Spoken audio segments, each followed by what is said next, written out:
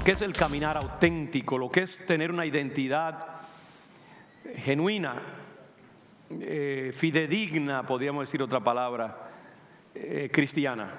Lo importante que es ir a la Escritura y consultar con la palabra de Dios cómo Él quiere que pensemos, cómo Él quiere que seamos y caminemos. Y quiero comenzar con un pasaje de la Escritura, Efesios capítulo 4, versículos 17 al 22. Y como me pasó esta mañana, muy posiblemente no voy a poder terminar todo este maravilloso y denso pasaje, pero quiero por lo menos establecer unos fundamentos, unas bases para que continuemos, porque esto es un diálogo a largo plazo. Esto es parte de una serie de mensajes que voy a estar compartiendo con ustedes acerca de esa identidad que Dios quiere para nosotros, esa actitud, esa postura genuinamente cristiana, y vamos a seguir en ese recorrido.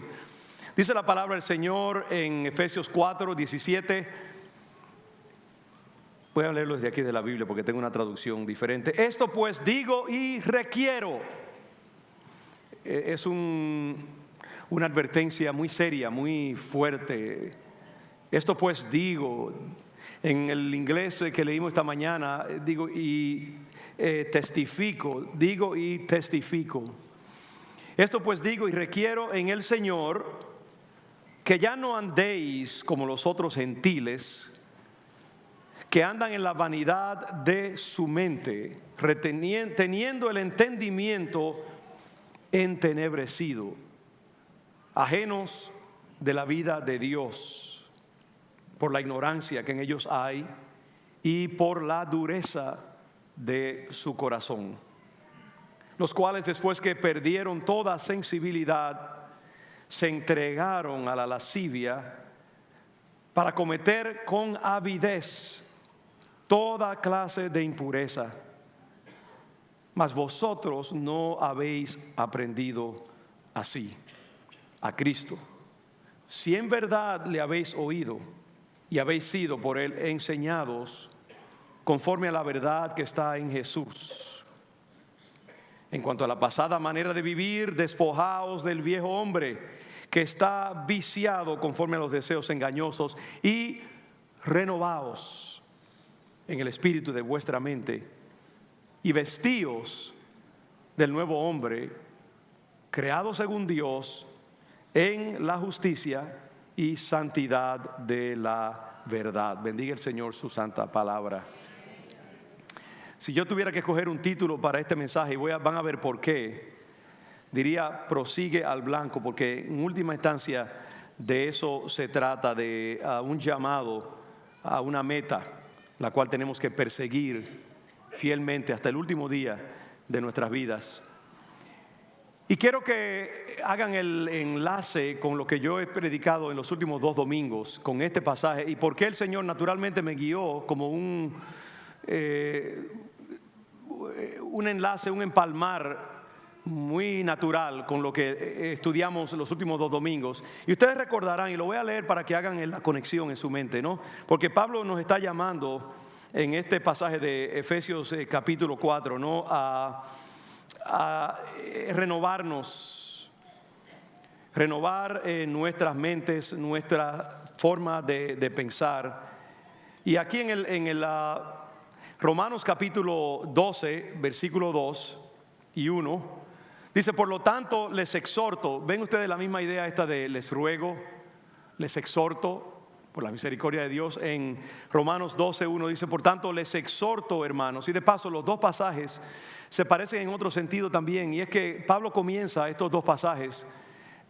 Marlene, ¿puedes poner la otra también? Perdón, sí, el 1, tienes razón, el número 1, versículo 1. Pablo está partiendo de una consideración muy sublime acerca del llamado que hemos recibido. En los 2 pasajes él está hablando del plan de salvación de Dios, y lo está describiendo en una forma muy elocuente y como merece, en una forma muy sublime. Y entonces, después de hablarnos acerca del llamado y de cómo Dios ha invertido tanto en el plan de salvación y cómo Dios se ha esforzado, entre comillas, por crear un plan que vaya a través de los siglos y que tenga mucha coherencia, un llamado sublime que Dios nos ha extendido, y a través de Cristo, su sacrificio en la cruz, ha hecho posible nuestra salvación.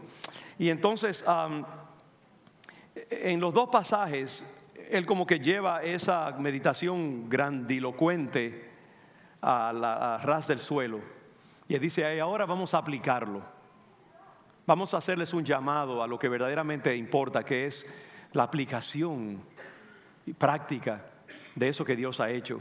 Y entonces él en Romanos 12, como hace también en Efesios 4 que leímos hace un momento, dice: por lo tanto les exhorto, hermanos y hermanas, por las misericordias de Dios, que presentéis vuestros cuerpos en sacrificio vivo, santo, agradable a Dios, que es vuestro culto racional. Y en el versículo 2 está ese llamado: no os conforméis a este siglo, sino transformaos por medio de la renovación de vuestro entendimiento. Ustedes van a ver en estos dos pasajes ese llamado a renovarnos, y también esa idea de ubicando dónde se da el proceso de renovación, dónde se debe dar, que es donde, en vuestro entendimiento, en la mente, en la forma de pensar. Y dice: para que entonces puedan ustedes comprobar y confirmar esa buena voluntad de Dios, que es agradable y perfecta. Entonces vemos que en la mente de Pablo siempre está este asunto de la renovación del entendimiento. Y yo compartía con los hermanos esta mañana de que hoy en día en el mundo moderno, mientras yo miro a ustedes ahora, esta bella congregación acá, tan diversa en su composición, aun cuando somos la mayoría, la inmensa mayoría de extracción latinoamericana, hay una diversidad muy grande acá, tanto una diversidad étnica, porque tenemos gente de todas las partes del mundo, y de Latinoamérica, como lo tuvimos esta mañana también. Hay una diversidad muy grande, y también hay una diversidad espiritual muy grande, porque una de las cosas que distingue a esta congregación es el hecho de que tenemos gente que viene de muchos diferentes trasfondos bíblicos y denominacionales. Tenemos aquí gente pentecostal de hueso colorado. Tenemos gente evangélica un poquito más, tú sabes, sofisticada, entre comillas. Y tenemos todo en medio allí lo que hay. Tenemos gente de diferentes, que usted le menciona a Trump y entran en una apoplejía y se tiran al piso con un ataque epiléptico, y otros que los ojos le brillan de bendición y están contentos. Es una diversidad tremenda.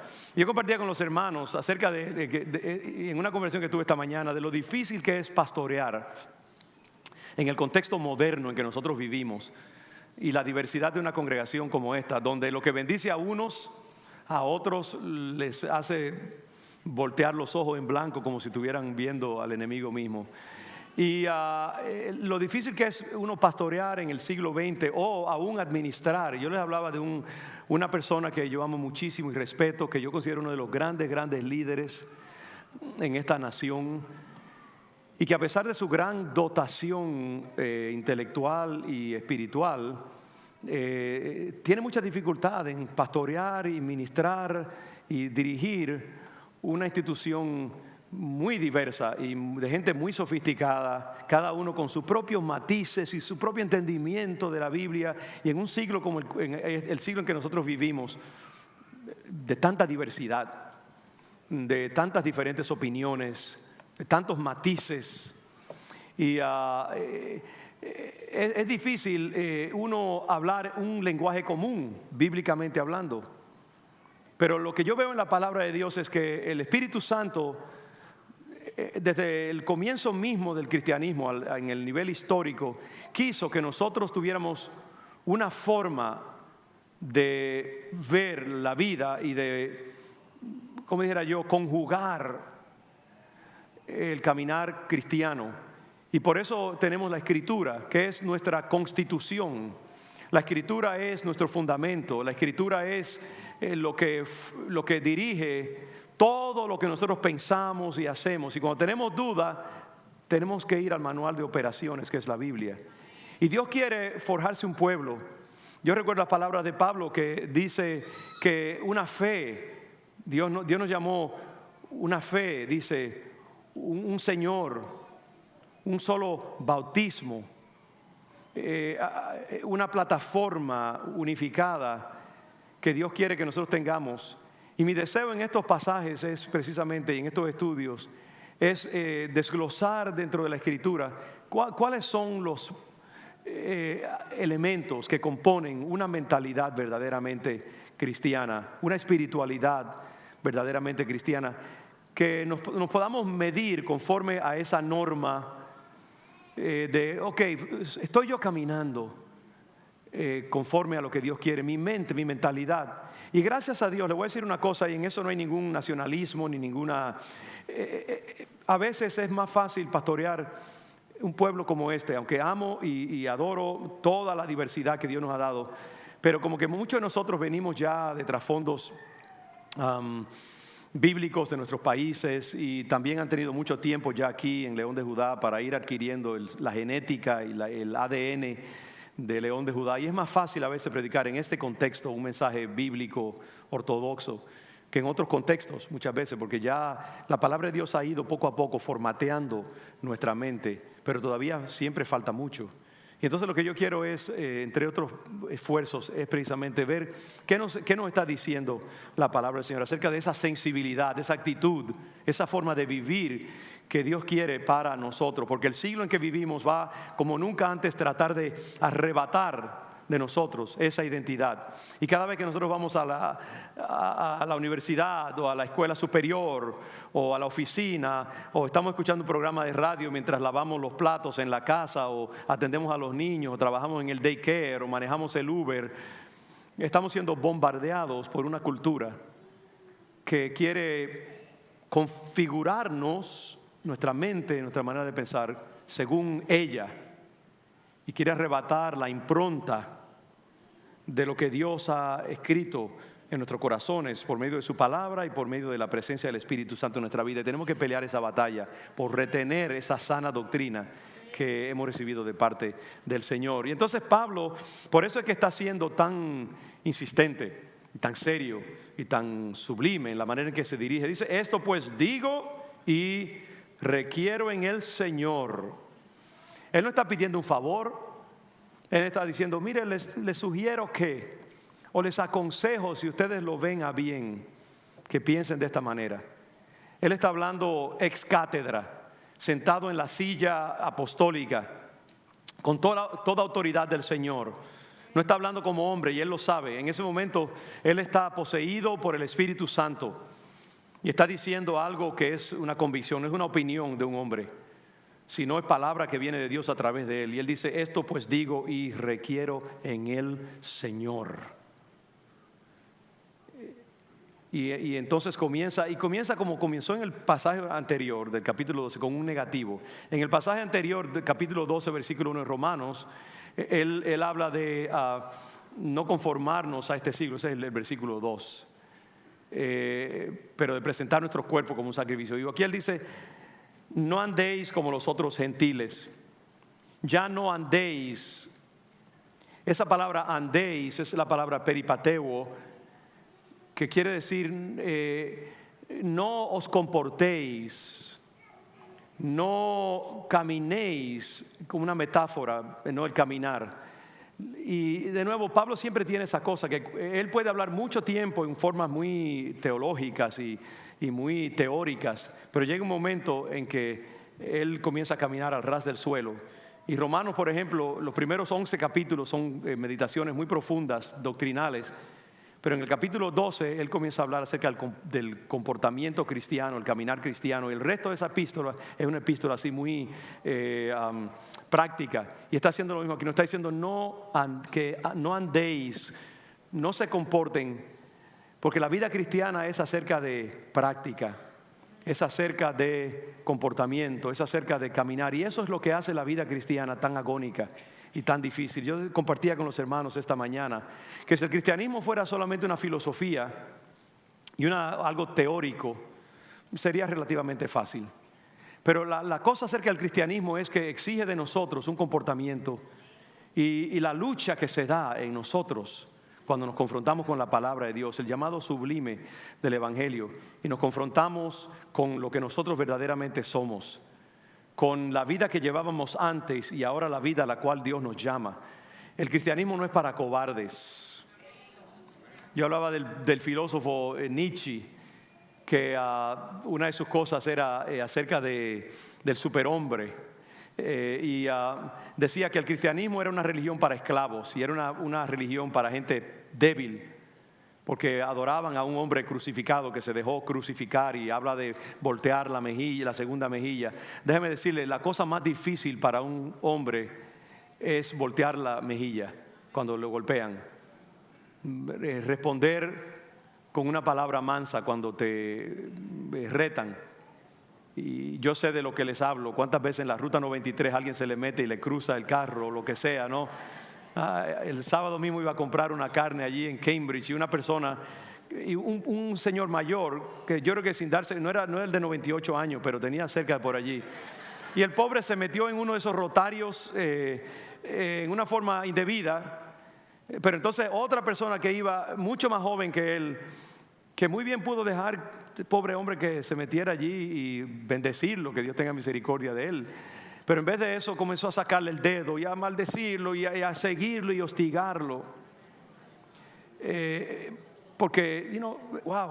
Y así pasa. Nosotros salimos a la calle y el viejo hombre, en la programación neurológica que nosotros tenemos, conflige con el llamado de la palabra de Dios. Y la vida cristiana es un continuo crucificar el yo y renovarnos conforme a esa prescripción que la palabra del Señor nos establece. El Evangelio no es para cobardes. El Evangelio es para gente que abraza la palabra de Dios y que dice: yo voy a hacer todo lo posible con la ayuda del Espíritu Santo a vivir conforme a ella y reprogramar mi mente, reprogramar mi carácter, reprogramar mi persona, reprogramar mi neurología conforme a la palabra del Señor. ¿Sabe por qué? Porque lo más fácil es cuando uno se confronta con la alta prescripción de la palabra de Dios, decir: ¿sabe qué? No, yo no puedo. Y entonces comienza un juego psicológico donde uno, en vez de abrazar el llamado, uno comienza a diluir el llamado y comienza a mover los postes del juego para uno poder meter el gol y decir que lo metió. Y vemos hoy en día que el mundo y el cristianismo está haciendo eso, porque cada vez se hace más difícil estar a la altura del mensaje del Evangelio. Y entonces vamos cambiando sutilmente la palabra y encontrando argumentos bíblicos y teológicos supuestamente para cambiar la prescripción del Evangelio, en vez de simplemente mantenernos dentro de la agonía que Dios muy bien comprende del Evangelio. Esta misma tarde, en un momento que no voy a decir porque no quiero revelar más de la cuenta, hablaba con una persona, un hombre que, por todo lo que yo puedo ver, un hombre genuinamente sensitivo, me hablaba acerca de cómo ha estado luchando durante años, siendo pastor, con la lucha de la atracción al mismo sexo. Y esa situación no admitida lo llevó a un momento de crisis en su vida, dentro del ministerio, el pastorado. Y ha pagado un precio terrible, y gracias a Dios ha encontrado misericordia. Y todos los casos fueron despedidos, una acusación que hubo contra él, etcétera. Pero él me hablaba de su lucha y me decía cuánto lo bendijo el comentario que yo hice esta mañana dentro del llamado a la santidad, acerca de lo que es la jornada, la lucha de la santidad y de lo que Dios nos llama. Así que estos llamados yo los hago dentro del contexto de un hombre que el mismo Pablo dijo: no pretendo, yo mismo dice, no pretendo haberlo alcanzado, sino que prosigo al blanco, olvidando lo que tengo atrás, voy hacia adelante, hacia el supremo llamamiento que Cristo Jesús nos ha hecho.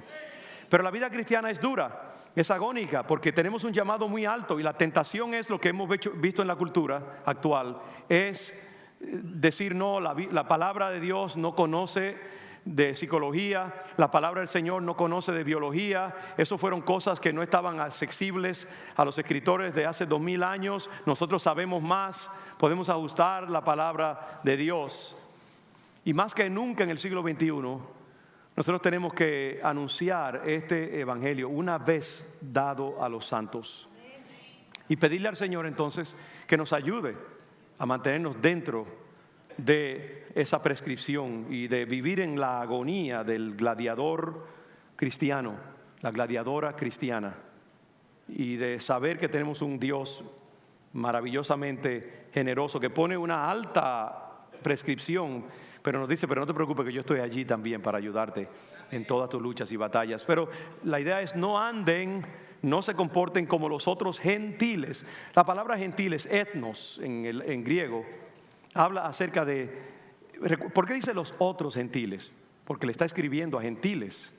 Los efesios, por su misma descripción, eran ciudadanos de la ciudad de Éfeso, que era una provincia, una ciudad greco-romana muy conocida por su sensualidad, por su corrupción. Yo estuve en Éfeso el año pasado y lo que quedan son unas ruinas maravillosas, pero toda la ciudad de Éfeso, de hecho, fue totalmente abandonada por largas cosas de explicar.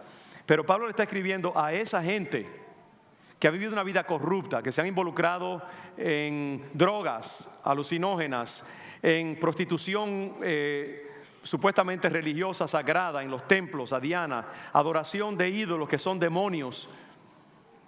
Toda la sensualidad, toda la vanidad del mundo, esas eran Nueva York o partes de Boston o San Francisco, pero ahora están en la iglesia y han aceptado a Cristo como Señor y Salvador y han abrazado un nuevo sistema de valores morales, espirituales, completamente diferentes a aquellos a los cuales ellos se habían acostumbrado y en los cuales habían vivido.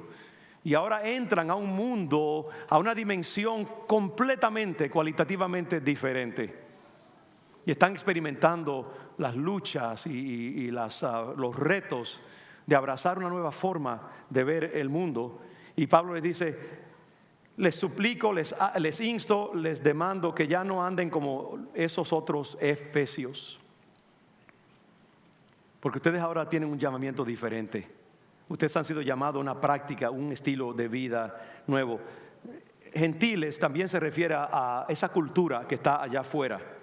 La cultura del mundo, el aion, al cual dice: no os conforméis a este siglo, no os conforméis al mundo, a los etnes, a como los pueblos que no conocen a Dios conjugan la realidad humana. No anden como ellos. Y es difícil, hoy en día ese lenguaje no es popular. En el siglo XXI, mucha de la iglesia evangélica más modernista, eso de hablar de los gentiles o del mundo o de la cultura secular, en muchos lugares cristianos que valoran mucho la palabra, eso se está perdiendo. Esa diferencia entre el mundo y la iglesia. Y hoy en día la iglesia muy mal encauzada evangélica en países como Estados Unidos y en todo el mundo occidental, ultra industrializado y intelectualizado. La idea es: vamos a desdibujar lo más posible los linderos y las barreras entre la iglesia y el mundo, y vamos a quitar en todo lo posible todo lo que pueda causar escándalo y que pueda hacer difícil el caminar cristiano, de manera que la gente entre a nuestras iglesias. Y entonces lo que hemos hecho es rebajar y diluir cada vez más los reclamos del evangelio para que el mundo pueda caber dentro, o el evangelio caber dentro del mundo. Esa es la tentación, y yo sé que porque como pastor, y quizás Gregory allá en San Diego experimenta lo mismo, nosotros queremos que la gente venga a Cristo, nosotros queremos que la gente sea salva.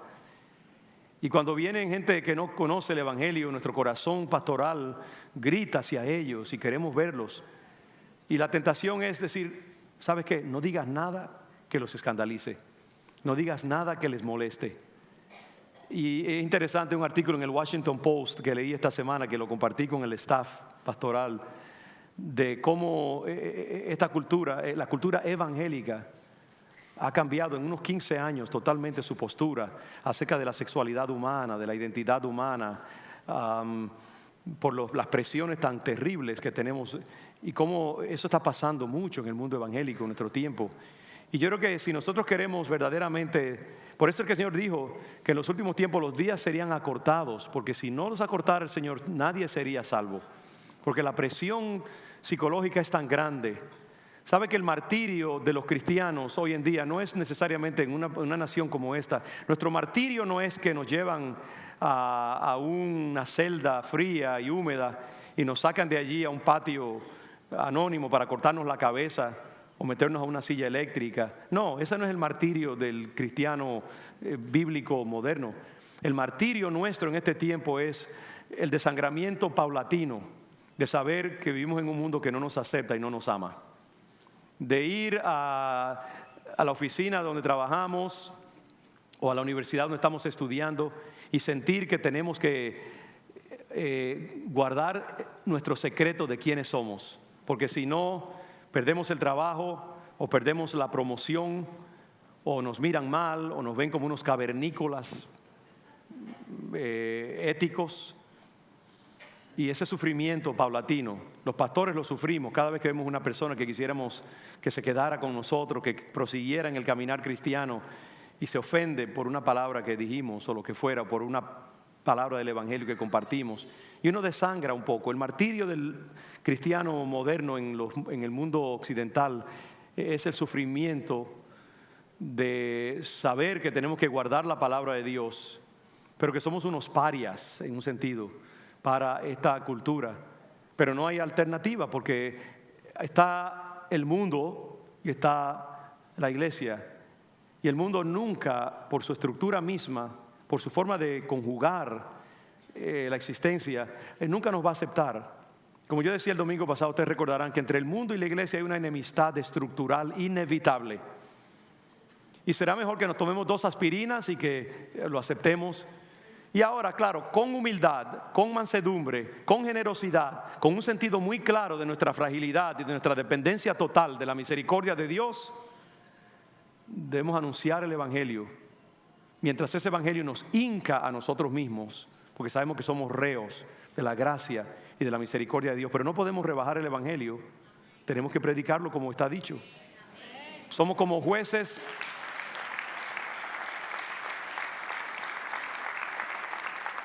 Somos como jueces que tenemos que condenar a nuestros propios hijos, porque la Constitución y el Código Legal que hemos jurado respaldar nos obliga, y con el alma sangrando anunciamos el evangelio.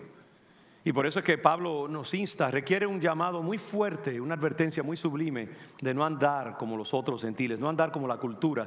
No os conforméis a este siglo. No caminen como andan los gentiles en la vanidad de su mente. La palabra vanidad es en inglés the futility of their minds, una de las traducciones. En lo inútil de su mente, la vacuidad, la bancarrota de su forma de pensar, Hermanos, hay una sabiduría que al hombre le parece buena y le parece que lleva a vida, pero sus caminos son caminos de muerte, dice la palabra del Señor. Hay una mentalidad, hay una forma de pensar y de ver el mundo que es extremadamente sofisticada y que halaga el entendimiento, pero que es contraria a la mente de Dios. Y es inútil porque conduce a la muerte, conduce a la infelicidad, conduce al fracaso en última instancia. Y es lo que nosotros no podemos abrazar, esa inutilidad, ese camino que parece que lleva vida pero que lleva muerte, ese dead end, ese callejón sin salida, esa es la palabra, la vanidad de la mente. Este mundo tiene una capacidad para deslumbrar con sus esquemas, y el arsenal que el diablo le ha provisto a esta cultura para respaldar sus argumentos es increíble. En todos los siglos en que la humanidad ha caminado sobre el mundo, ninguna cultura como la cultura del siglo XXI ha tenido la capacidad para justificar su forma de vivir y su forma de caminar, y para mantenerse alejados de Dios y encontrar argumentos muy, muy poderosos.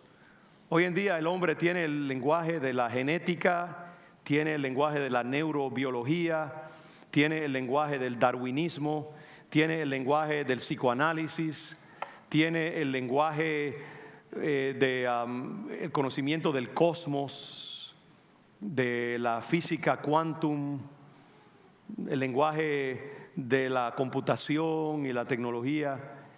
Muchos diferentes lenguajes, un arsenal increíble para resistir la palabra de Dios. Pero su camino es un camino de muerte. Y es una vanidad. ¿Qué es algo vano? Algo vano es algo que promete mucho pero que da poco. ¿Qué es vanidad? Vanidad es la higuera que el Señor encontró en su camino hacia la cruz cuando iba hacia Jerusalén, frondosa, llena de hojas, y el Señor, buscando alivio, metió la mano en esa frondosidad y no encontró fruto. Y por eso maldijo la higuera, porque le recordó de la vanidad del aparato teológico farisaico que conducía a muerte, porque en última instancia era lo mismo, era razonamiento teñido de espiritualidad. Eso es el fariseísmo, razón revestida de religiosidad.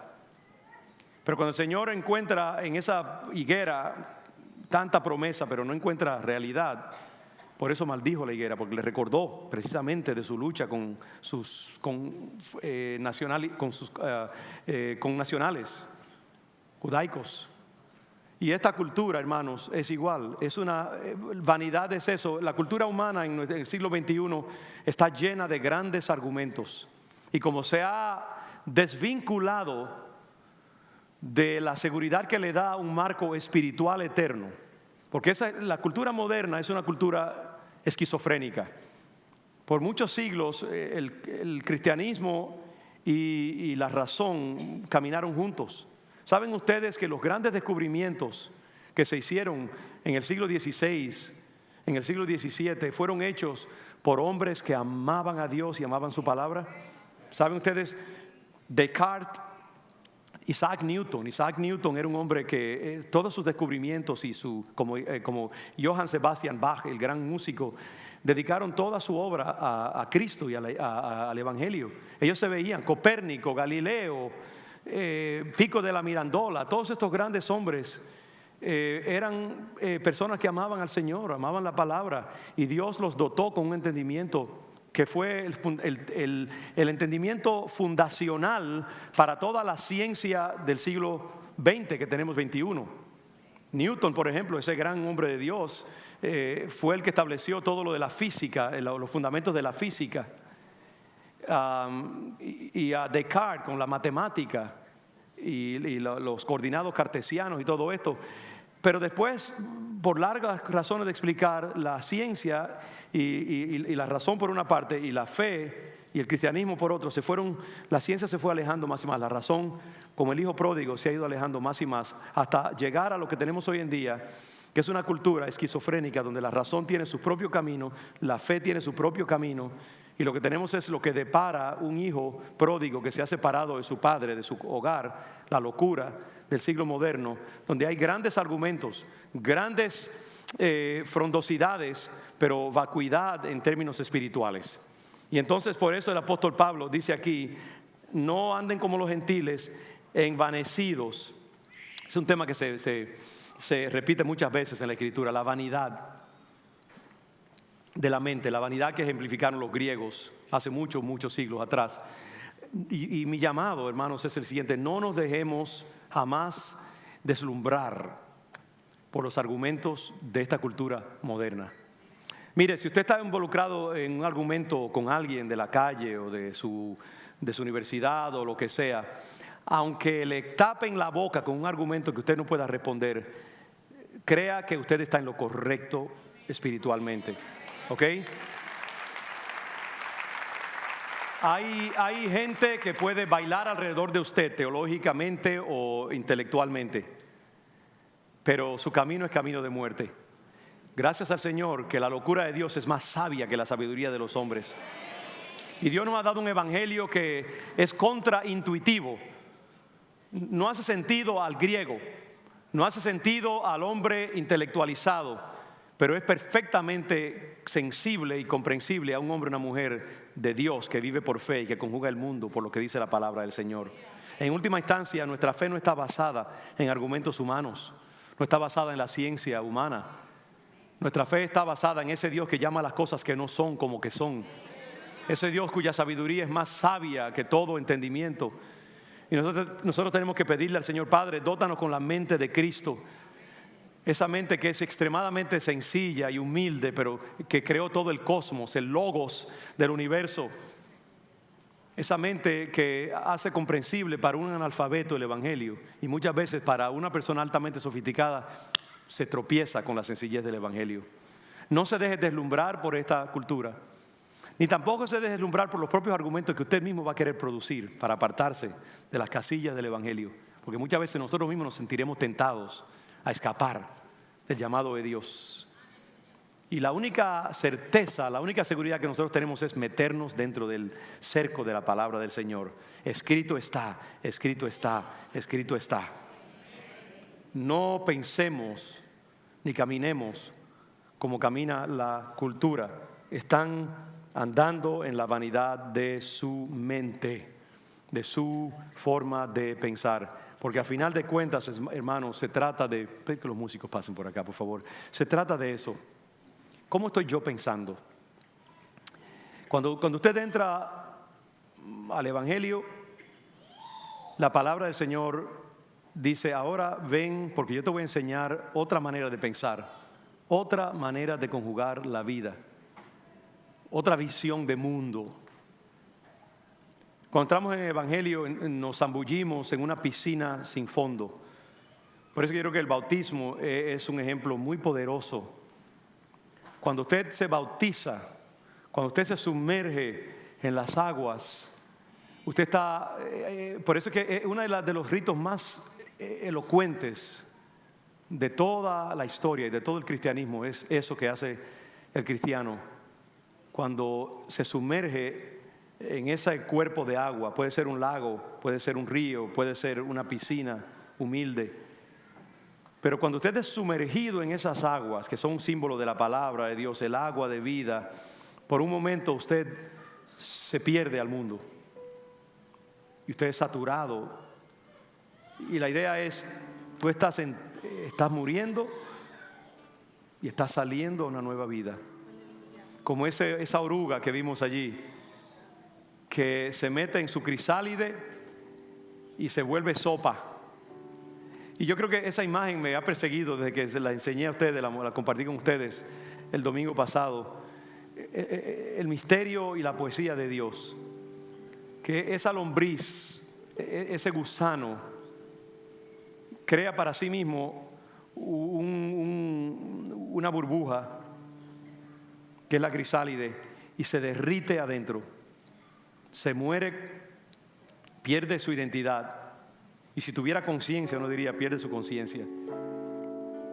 Pero de todas esas hojitas que ella ha estado comiendo todo el tiempo, ella se derrite, se vuelve una sopa, una potencialidad. Y yo creo que así es cuando nosotros entramos al evangelio. La idea debe ser eso, que entramos en la matriz de la palabra, la matriz divina, y entonces nos derretimos. Lo que tú eras, lo que tú piensas, lo que prefieres, lo que te da placer, tus valores, tu intelecto, tu formación, todo debe derretirse, y entonces debe constituirse simplemente en una masa de potencialidad que Dios tomará como barro y lo configurará según su nuevo propósito. Y la idea es que mientras nosotros vivimos en el evangelio, somos bautizados dentro de una nueva forma de pensar, una nueva forma de ver el mundo. Y entonces Dios va a estar trabajando dentro de la crisálide. Y tú estás ahora mismo dentro de la crisálide. Y yo también estoy. Estamos en formación. Y un día nos convertiremos en mariposas aladas, aéreas, delicadas, sublimes. ¿Sabe cuándo uno se convierte en mariposa? Cuando se muere. Mientras tanto, hay algunos que ya están casi, vieron eso, que la oruga cuando está formada se desprende, se abre la crisálide y sale entonces la mariposa, pero va abriendo sus alas temerosamente. Y las alas al inicio son simplemente potencial. Y poco a poco la crisálide y la mariposa va inflando sus alas, aun cuando ya está formada. Mire eso. Va inflando las alas y va llenándola de vida, porque aún ahí hay proceso. Aún la formación de las alas se toma mucho tiempo. Y cuando las alas están listas, entonces la mariposa cuelga de un hilo muy tenue. Y entonces ya cuando está lista para volar, se desprende y emprende el vuelo, convertida en ese ser bello que ya ni recuerda su pasado original de oruga, de gusano. ¿Qué imagen más bella para nosotros? Somos gusanos en formación. Dile al que está a tu lado, tú eres un gusano. No, estoy jugando. No sé. Estoy seguro que a algunos le encantaría decirle eso a la persona que está al lado.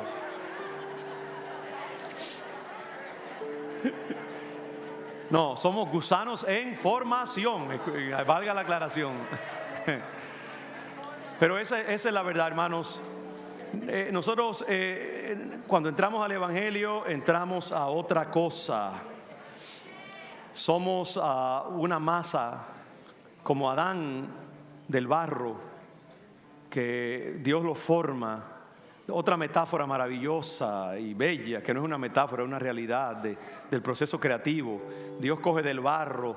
¿Qué cosa más básica que tierra? Y Dios lo toma al hombre y con sus manos delicadas, yo creo que, porque Dios es escultor también, en caso que usted no lo sepa. Mire, usó la palabra, usó la boca para muchas cosas, para crear los astros, el mar, las divisiones de la creación, pero en donde invirtió su mente y sus manos, su proceso creativo directo fue en formar al hombre del barro, dice. Y entonces sopló su espíritu en él. Y el hombre vino a ser vida, vino a ser imagen, el imago de Dios. Y como yo les decía, que el nombre que los científicos le dan a la mariposa convertida ya en mariposa es imago. Y nosotros imagen de Dios en formación. Tú eres la imagen que Dios está creando. No cortes ese proceso, no lo desvirtúes ni lo cortes. Deja que cumpla su llenura dentro de ti. Deja que tus alas se formen a la perfección para que puedas emprender el vuelo. No caminemos en la vanidad, la futilidad, la pretensión del mundo. Abracemos la sencillez de Dios. Esa palabra que cura, esa palabra que sana, esa palabra que establece cercos seguros alrededor del abismo que es la existencia humana. Yo les llamo en esta tarde, hermanos, abrazar el llamado del Evangelio. Gracias. No andéis como los otros gentiles que andan en la vanidad de su mente. Bajemos nuestras cabezas un segundo. Abracemos el llamado de Dios como yo lo hago desde aquí arriba. Yo te invito a meterte en la piscina del bautismo. No el bautismo físico, pero el bautismo del Espíritu. Te invito a perder tu identidad, tus preferencias, tus definiciones, y abrazar las definiciones de la palabra de Dios y estar dispuesta a morir para que Cristo configure y confeccione algo nuevo. Dile gracias, Señor, porque no hiciste fácil el caminar cristiano. Gracias, Señor, porque nos diste algo tan sublime que yo, una mera oruga, jamás podría aspirar a llegar a esa altura. Pero tú me puedes cambiar. Sabes que la única manera que eso podemos cambiar es a través de Cristo. Por eso la palabra dice: si uno no naciere de nuevo, no puede entrar al reino de Dios. Carne y sangre no pueden heredar el reino de Dios. Lo que tú y yo somos no puede entrar al lugar sagrado donde habita el Espíritu mismo de Dios. Cristo lo puede hacer. Cristo puede convertirte a ti de oruga en mariposa. Y por eso que nosotros decimos, primero recibe a Cristo. Si hace sentido este llamado, si hace sentido esta predicación para ti y no has dado ese paso de fe, yo quiero invitarte esta tarde a entregar tu vida al Señor y decir: Señor Jesús, tú eres el alquimista, tú eres el químico por excelencia, y solo tú me puedes cambiar de oruga en mariposa. Y yo te invito a entrar a mi corazón y tomar control de ese proceso. Y si tú no lo has hecho antes y sientes que el Señor te está llamando, te invito a hacerlo ahora, en esta tarde. Te invito a levantar tu mano, aceptar al Señor como Salvador, invitarlo a ser el Señor de tu vida. Si hay alguien que quiera hacerlo en esta tarde, estoy más que deseoso de orar contigo y orar por ti esta tarde. ¿Te ha tocado el Señor? ¿Te ha hablado? Pues queremos ingresarte a ese proceso. Puedes pasar aquí al frente o puedes levantar tu mano donde quiera que estés. Considéralo un momento, considera el llamado, la invitación de Cristo, y queremos celebrar contigo. ¿Habrá alguien? Gracias, Señor. Mientras cantamos este último coro, si tú sientes ese llamado de Dios, si Dios está trabajando, si has venido con alguien y te quieren pasar al frente contigo, te invitamos a hacerlo esta tarde. Pero yo sí quiero que todos los que estamos aquí hagamos un propósito renovado de no cambiar los postes, de no diluir el evangelio, de no pactar con el mundo y con la cultura, y de mantenernos dentro de la camisa de fuerza de la palabra de Dios y abrazar el llamado a esa jornada del Espíritu. Y di conmigo: Señor, abrazo tu llamado, abrazo tu cruz, que no es solamente cruz, sino que es también victoria, es también sublime, es también esperanza, es también gozo, es también transformación, celebración, felicidad, todas estas cosas maravillosas que es el caminar cristiano.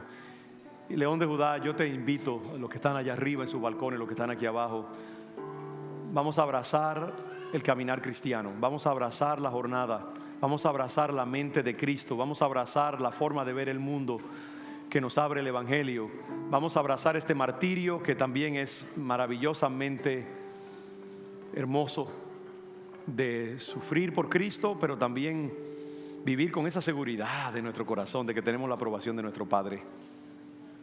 No hay nada más bello que eso. Recíbelo, abrázate, métete una vez más en las aguas del bautismo. Ahora, entra conmigo y abraza el llamado de Dios, que tu mente sea saturada con los valores del reino de Dios. Padre, esta congregación te invita a tomar control de ella, te invita a guiarla por este camino, y nos comprometemos delante de ti, Padre, a ser un pueblo que traiga agrado a tu corazón en nuestro esfuerzo por obedecerte. Declaramos nuestro amor y nuestro compromiso contigo. Ayúdanos a ser inspiración a esta cultura, para que ellos puedan ver una señal en el mundo de gente comprometida contigo, para gloria exclusiva tuya. Te damos gracias en el nombre de Jesús. Amén y amén. Dios les bendiga, mis hermanos. Gracias al Señor sobre sus vidas.